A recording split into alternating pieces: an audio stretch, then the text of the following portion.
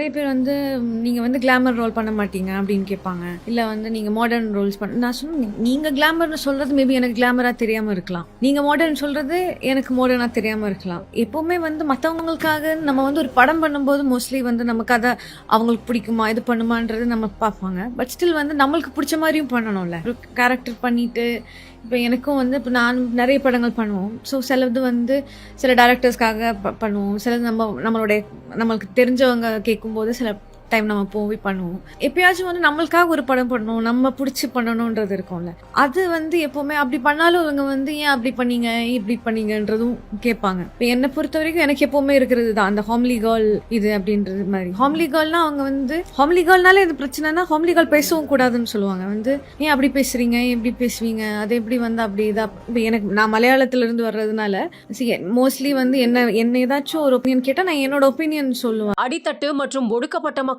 முன்னேற்றி வரும் ஸ்டாலின் தொடரட்டும், தமிழ்நாடு வெல்லட்டும்.